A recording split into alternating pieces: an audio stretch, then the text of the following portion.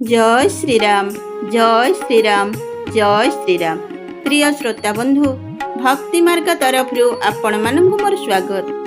आपण माने श्रवण करुछंती सही महान पुरुष परम ब्रह्म परम पुरुष श्रीरामंकर जन्म जीवनी ओ कर्म उपरे आधारित कवि तुलसीदासंक रचित श्रीरामचरित मानस। आम्भे माने बालकांडर मिथिला पर्वरे अवस्थान करिथिले। वर्तमान मिथिला पर्वरे कर्म सरी आसीछि। श्रीराम सीता को नहीं अयोध्या बाहुड़ी आसीछन जाउछंती। आउ रानी हंसपुर और समग्र मिथिला नगरी शोकर छायारे भासी जाइछि। ए पर्यंत आपण माने श्रवण करिथिले। आसंतु आगकु जिबा आउ कोन हेउछि संपूर्ण रूपे श्रवण करिबा।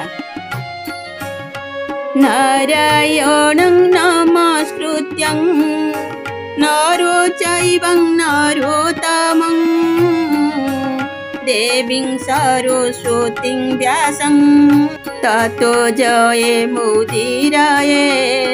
मूकं करोति वाचालं पङ्गुलङ्घयते गिरिं यत्कृपातमहं वन्दे परमानन्द माधवं परमानन्द माधवं परमानन्द माधवं। शूरप्रसून्नवरसहि हरसि करहि अपछरा गान चले अवधपति अवधपुरा मुदित बजाई निशान। देवता माने हर्षित होई पुष्प वृष्टि कले एवं अप्सरा माने गीत गान कले। अयोध्यापति दशरथ नागरा बजाई बजाई आनंदपूर्वक अयोध्यापुर अभिमुखे बाहरी पड़िले। नृपकारी विनय महाजन फेरे सादर सकल माघने तेरे। भूषण बसन बाजी गजदीन्हे प्रेम शोषी ढाढ़े सब खिन्हे। राजा दशरथ विनती करी प्रतिष्ठित व्यक्ति मानंकु फेराई दिले। से आदर सहित जाचक और भिक्षुक मानंकु डकाइले। से मानंकु प्रेमर सहित एते गहना लुगापटा घोड़ा हाथी इत्यादि प्रदान कले जे से माने सेथिरे धनी होई गले। बार बार बिरिदावली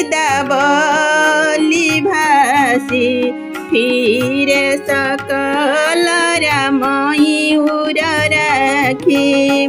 बहुरी बहुरी कौशलपति कहाई जनकु प्रेम बस फिरई न चाहि। से माने समस्ते बारंबार बिरुदावली अर्थात कूल कीर्ति गाई गाई तथा हृदय रे श्रीराम को धारण करी फेरिले। कौशलाधीश दशरथ जनकंकु फेरी जीवाकु बारंबार अनुरोध कले, किंतु जनक निजर नयन पितुला चली जाउछि देखी किपरि बा मुह फेराई बुली आसिबे। से किंतु फेरी पारि नाहंती, किंतु प्रेमवश तांकु विवश करी देबाकु चाहुछ। से फेरिबाकु चाहु नथांती। पुनि कह भूपति वचन सुहाए फिरिय महिष दूरी बड़ियाए। राउ बहुरी उतरी भय ठाड़े प्रेम प्रवाह विलोचन बाढ़े। शेषरे दशरथ पुणी थरे मधुर भावरे कहिले, हे राजन आपण बहुत दूर चली आसिले, एथर फेरी जातु। एपरी कही दशरथ ରଥରୁ ଓହ୍ଲାଇ ତଳେ ଠିଆ ହେଲେ। ତାଙ୍କ ନୟନରେ ପ୍ରେମାଶ୍ରୁର ବନ୍ୟା ଆସିଗଲା।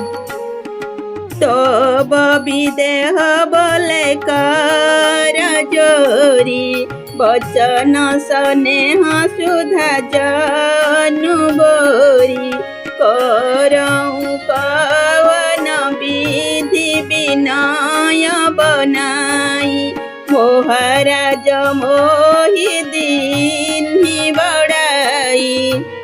ତେଣୁ ବିଦେହରାଜ ଜନକ ଦୁଇ କର ଯୋଡ଼ି ସ୍ନେହାମୃତ ସିକ୍ତ ବଚନରେ କହିଲେ, ମୁଁ ଆପଣଙ୍କୁ କେଉଁ ଭାଷାରେ ବିନତି କରିବି ଜଣାଇବି ବୁଝିପାରୁନାହିଁ। ମହାରାଜ, ଆପଣ ମୋତେ ଅତ୍ୟନ୍ତ ଗୌରବାନ୍ୱିତ କରିଦେଲେ। କୋଶଲପତି ସମଧି ସଜନ ସନ ମାନେ ସବଭାନ୍ତି,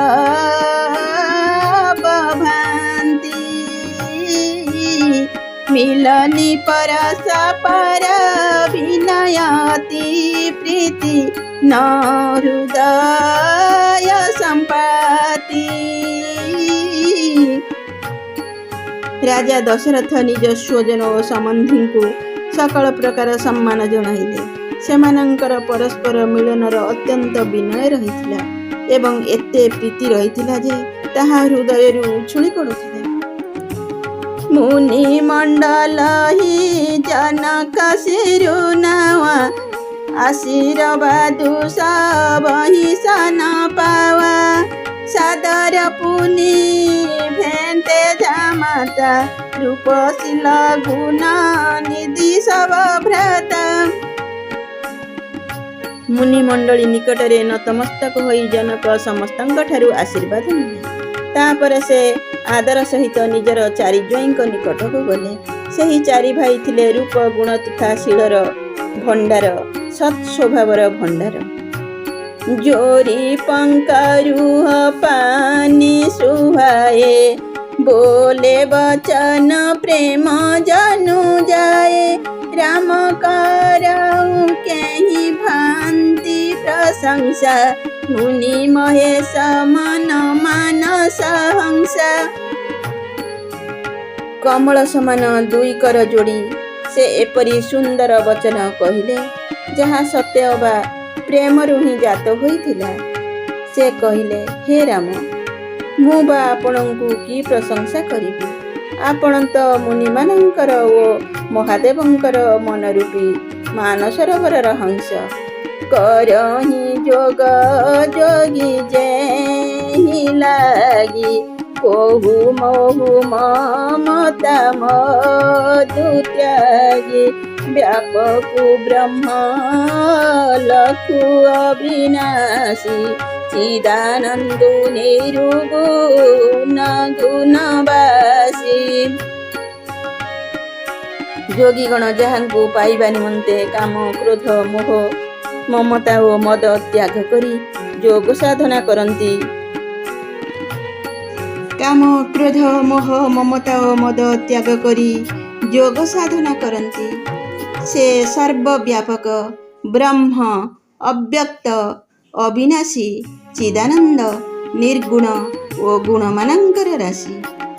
ମନ ସମେତ ଯେହି ଜାନନ ବାନୀ, ତର କି ନ କହି ସକଲ ନୁମାନି, ମହିମା ନିଗୁଣ ନେତି କହି କହି, ଜ୍ୟୋତି କାଲ ଏକର ସରହଇ। ଯେ ମନ ଓ ବାଣୀର ଅତୀତ ଏବଂ ସମସ୍ତେ ଯାହାକୁ କେବଳ ଅନୁମାନ ହିଁ କରନ୍ତି, ଯାହାଙ୍କ ବିଷୟରେ କେହି ତର୍କ କରିପାରନ୍ତି ନାହିଁ, ଯାହାଙ୍କ ମହିମାକୁ ବେଦ ନେତି ନେତି କହି ବର୍ଣ୍ଣନା କରନ୍ତି ଏବଂ ଯେଉଁ ସଚିଦାନନ୍ଦ ତ୍ରିକାଳରେ ଏକରସ ସର୍ବଦା ଓ ସର୍ବଦା ନିର୍ବିକାର ହୋଇ ରହନ୍ତି। ନୟନ ବିଷୟ ମୋକହୁ ଭଉ, ସମସ୍ତ ସୁଖ ମୂଳ, ସବଇରା ଭୁଜ ଗଧିଓ, କହ ଭয়ে ଈଶୁ ଅନୁକୂଳ। ସେହି ସକଳ ସୁଖର ମୂଳ ଉତ୍ସ ଆପଣ ମୋର ନେତ୍ର ପସରା ହୋଇଗଲେ। ଈଶ୍ୱର ଅନୁକୂଳ ହୋଇଗଲେ ଜଗତରେ ଜୀବ ପାଇଁ ସକଳ ଲାଭ ସୁଲଭ ହୋଇଯାଏ। ସବହି ଭାନ୍ତି ମୋହି ତିନି ବଡ଼ାଇ ନିଜ ଜନ ଜାନି ଦିନ ଅପନାଇ ରୋହି ସହସ ଦଶ ଶାରଦ ଶେଷା କରହି କଲପ କୋଟିକ ଭରି ଲେଖା। ଆପଣ ମୋତେ ସକଳ ପ୍ରକାର ଗୌରବ ଦେଇଛନ୍ତି ଏବଂ ନିଜର ଲୋକମଣି ମୋତେ ଆପଣାର କରିନେଇଛନ୍ତି। ଯଦି 10,000 ସରସ୍ୱତୀ ଓ ଶେଷଦେବ ମିଶି କୋଟି କୋଟି କଳ୍ପ ଧରି କହି ଚାଲିବେ ତାହା କେବେ ବି ସରିବ ନାହିଁ। ମୋର ଭାଗ୍ୟରାଉର ଗୁଣ ଗାଥା କହି ନ ଶିରାଇ ସୁନହୁଁ ରଘୁନାଥା ମୋଇ କଛୁ କହୁଁ ଏକ ବଲ ମୋରେ ତୁମରି ଯାହୁଁ ସ୍ନେହ ସୁଠି ଥୋରେ। ତେବେ ବି ହେ ରଘୁନାଥ ଶୁଣନ୍ତୁ, ମୋର ସୌଭାଗ୍ୟ ଏବଂ ଆପଣଙ୍କର ଗୁଣରାଶି କଥା କହି ଶେଷ କରିପାରିବେ ନାହିଁ। ମୁଁ ଯାହା କିଛି କହୁଛି ମୋର ଏହି ବିଶ୍ୱାସ ବଳରେ ଯେ ଆପଣ ସାମାନ୍ୟ ଟିକିଏ ପ୍ରେମରେ ପ୍ରସନ୍ନ ହୋଇଯାଆନ୍ତି। ବନ୍ଧୁମାନେ, ଆଜି ପାଇଁ ଏତିକି। ପୁଣି ସାକ୍ଷାତ ହେବ ଆଗାମୀ ଅଧ୍ୟାୟରେ। ଭୀମସ୍ୟା ପିରଣୁ ଭଙ୍ଗ ମୁନିର ପିମତି ଭ୍ରମ ଯଦି ଶୁଦ୍ଧମ ଶୁଦ୍ଧବା ମମ ଦୋଷ ନ ବିଦ୍ୟତେ ମମ ଦୋଷ ନ ବିଦ୍ୟତେ মম দোষ ন বিদ্যতে মম দোষ ন বিদ্যতে।